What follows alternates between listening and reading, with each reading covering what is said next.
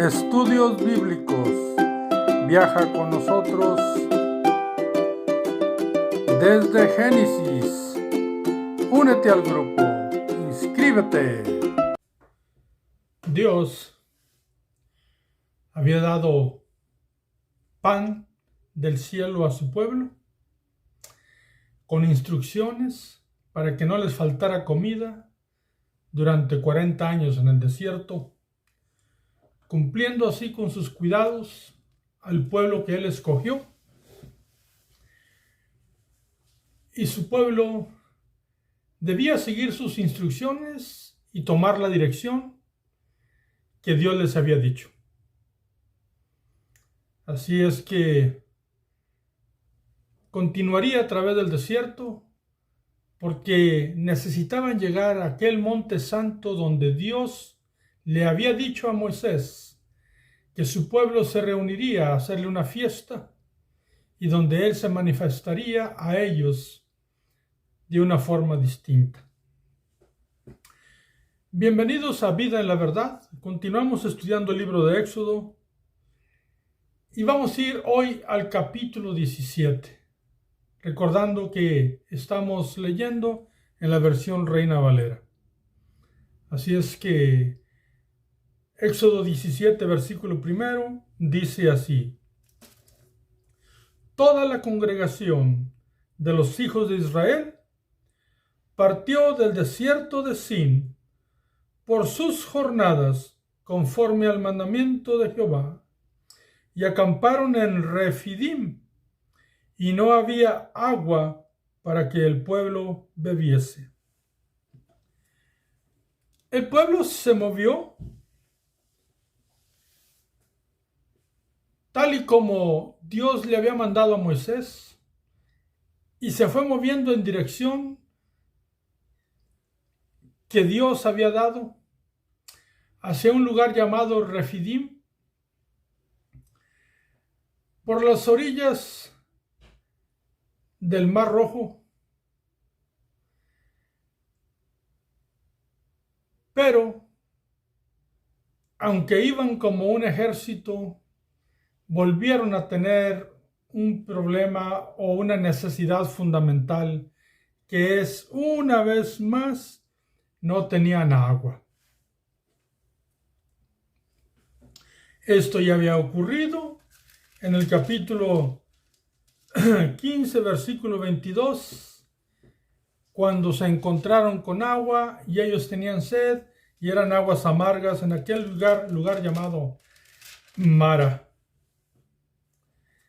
Dios les había dado las instrucciones, se las dio a Moisés para que echara un árbol al agua y las aguas se endulzaron. Les dio comida, les dio carne, les dio pan del cielo, les dio instrucciones.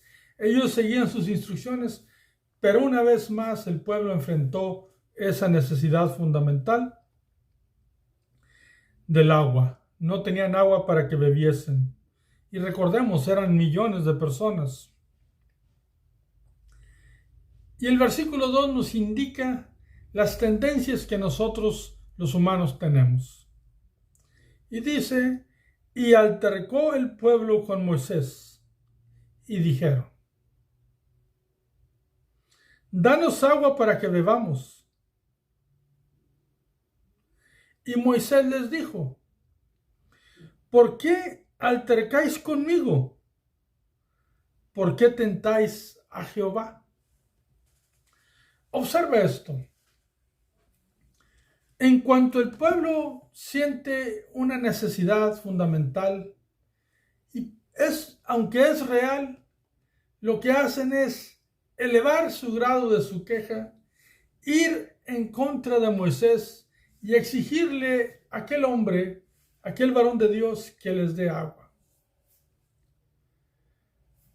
Moisés, como humano, tenía la misma sed que ellos,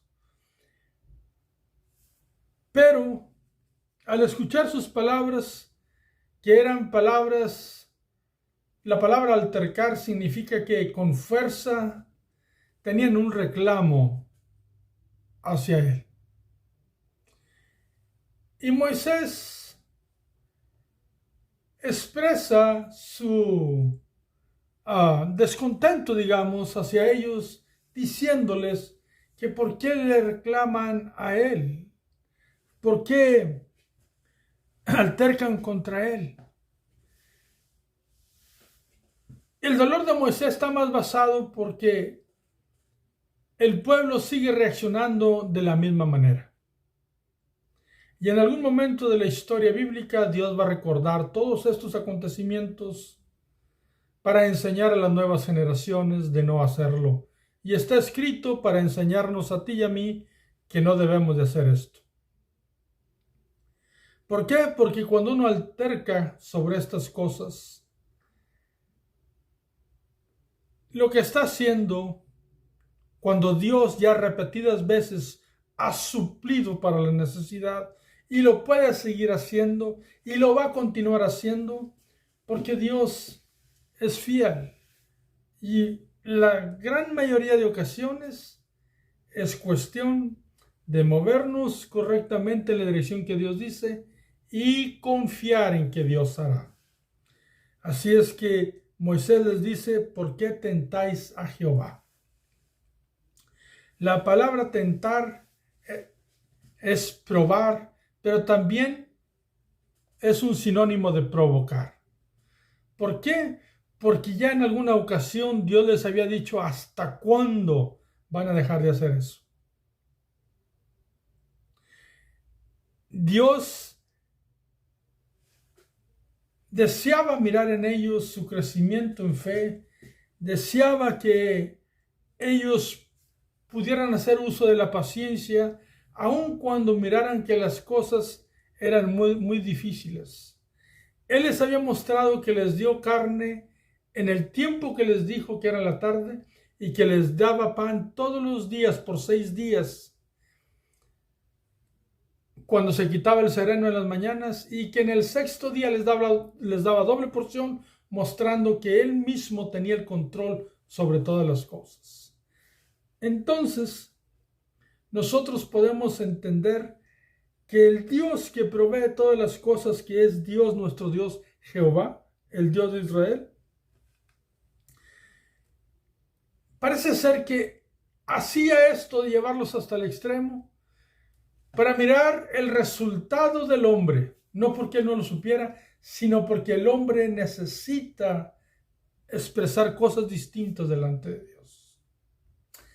Abro un paréntesis y les recuerdo en aquella ocasión donde Pablo y Silas están en la cárcel de Filipos y ellos están amarrados con cadenas en sus pies en lo más profundo del calabozo, mas sin embargo Pablo y Silas están cantando al Señor.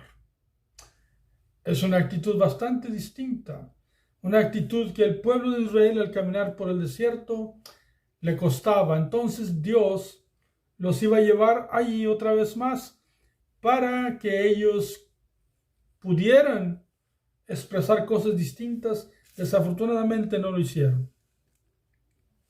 El versículo 3 indica y dice, así que el pueblo tuvo allí sed y murmuró contra Moisés y dijo, observen, algo repetitivo, ¿por qué nos hiciste subir de Egipto para matarnos de sed a nosotros y a nuestros hijos y a nuestros ganados?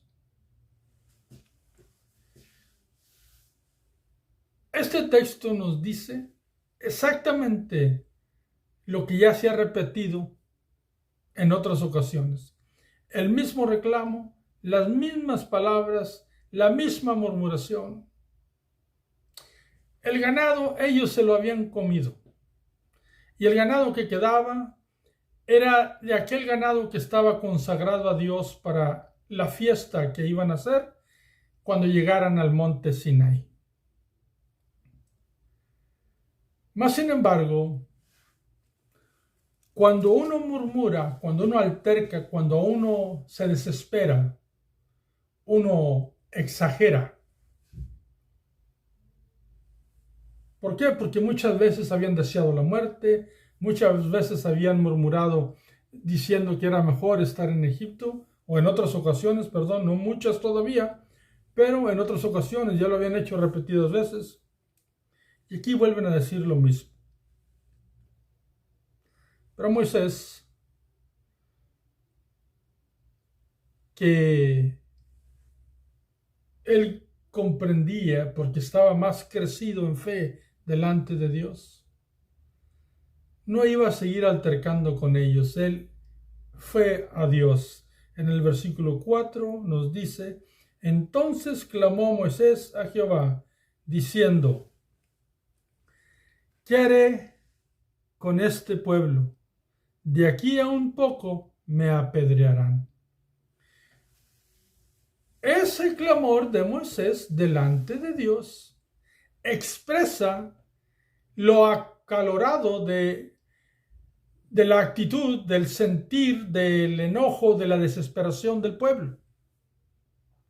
Por cuanto él dice: ¿qué voy a hacer delante de Dios? Porque por poco lo van a apedrear. Faltaba poco. ¿Por qué? Porque estaban bastante irritados por la circunstancia de la necesidad básica que tenían. Ciertamente a nadie nos gusta ni es agradable tener sed.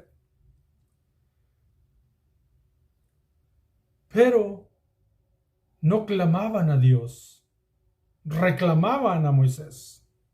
Son dos cosas totalmente distintas. Pero Moisés expresa delante de Dios esto, y Dios le iba a dar una respuesta. Versículo 5. Y Jehová dijo a Moisés: pasa delante del pueblo y toma contigo de los ancianos de Israel, y toma también en tu mano tu vara con que golpeaste el río, y ve.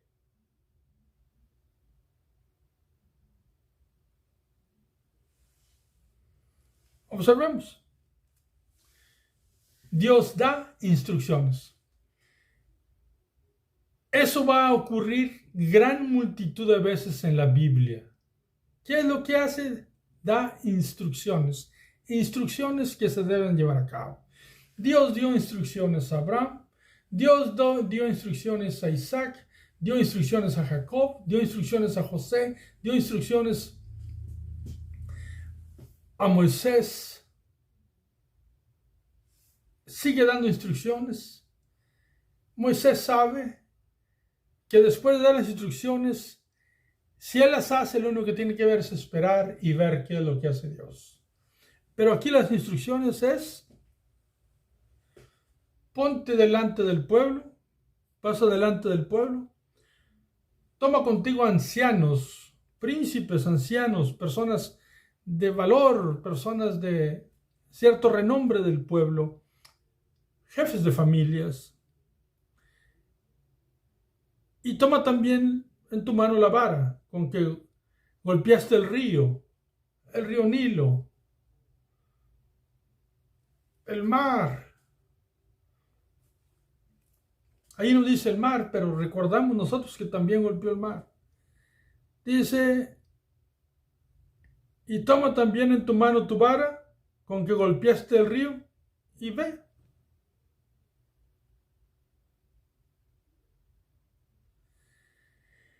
Y dice el versículo 6: he aquí que yo estaré delante de ti, ahí sobre la peña en Horeb, y golpearás la peña, y saldrán de ella aguas, y beberá el pueblo. Y Moisés lo hizo así en presencia de los ancianos de Israel. ¿Qué es lo que está haciendo Dios aquí? Dios le da instrucciones a Moisés para que lleve a los ancianos y sean testigos, de tal manera que ellos mismos puedan transmitir esta fe, este privilegio que tienen de que Dios está atendiendo sus necesidades. Pero ¿quién lo va a hacer? Dice: yo estaré delante de ti. Es Dios, es la mano de Dios. Y dice en la peña en Horeb y golpearás la peña. Y saldrán de ella agua. En este momento, el pueblo de Israel lo que mira es una roca, una roca bastante grande. Los ancianos miran lo que hace Moisés. Pero el conocedor de Biblia sabe que a nuestro Cristo bendito se le llama la roca de nuestra salvación. Que nuestro fundamento de salvación está fundado en la roca que es Cristo. Que Él es la principal piedra del ángulo. Que Él es la roca que habló con Pedro cuando le dijo que sobre esa roca edificaría su iglesia.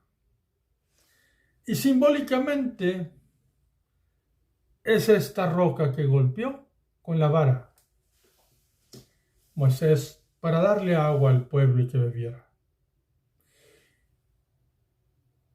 Y eso es un comentario, pero es un símbolo y es algo verdadero.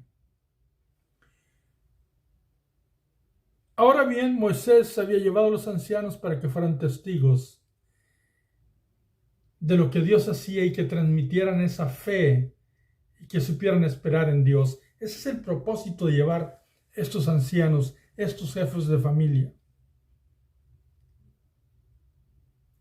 Versículo 7 iba a ser nuestro último versículo para este video. Y llamó el nombre de aquel lugar Masach y Meriba, por la rencilla de los hijos de Israel y porque tentaron a Jehová diciendo: ¿está pues Jehová entre nosotros o no?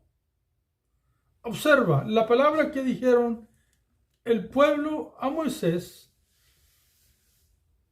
que no se había pronunciado en todo el párrafo, se pronuncia en el último lugar, en la última parte del versículo 7, y dice que el pueblo había dicho: ¿está pues Jehová entre nosotros o no? Entonces en aquel lugar se le llamó el lugar de la rencilla, el lugar de la prueba, el lugar de la provocación a Dios. Porque Dios, de muchas maneras, ya les había enseñado que Él estaba ahí, guiándolos y proveyendo para ellos. Y realmente esto fue una ofensa a Dios.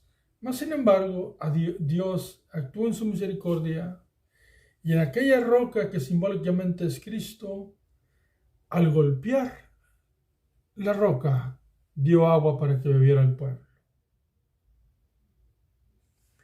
Y este acto va a ser registrado en la Biblia como un acto de rebelión. Un acto que les va a traer consecuencias. Un acto que les va a ser recordado. Y un acto también que las nuevas generaciones deben de aprender para que no lo hagan. Así es lo que quiere Dios. Que aprendan las nuevas generaciones que no hagan esto. Ahora depende de las generaciones y de ti y de mí que no practiquemos estas cosas equivocadas delante de Dios. ¿Qué nos enseña este texto, estos textos exegéticamente hablando, literalmente lo que dice la Biblia? La Biblia dice que el pueblo se movió en la dirección que Dios dijo, según sus jornadas, según la formación del pueblo. Llegaron a un lugar que se llama Refidim y no tenían agua. También nos dice que una vez más entraron en desesperación, altercaron, subieron de tono sus palabras con relación al diálogo con Moisés, de tal manera que a mí Moisés dice: por poco me van a apedrear el pueblo. Pero Moisés les hace saber que lo que están haciendo, están provocando a Dios, y que era algo incorrecto. Moisés, hombre de fe, va delante de Dios, lleva aquel problema y Dios le da instrucciones exactamente lo que debe de hacer, pero ahora se agregan unas personas ancianas, unos príncipes, jefes de tribus, de familias, para que sean testigos de lo que va a ocurrir, porque al llevar la vara, Moisés, la instrucción era de que golpearan la roca de Oreb, la piedra de Oreb. Y cuando golpearon la piedra, aquella roca les dio agua al pueblo y bebieron todos.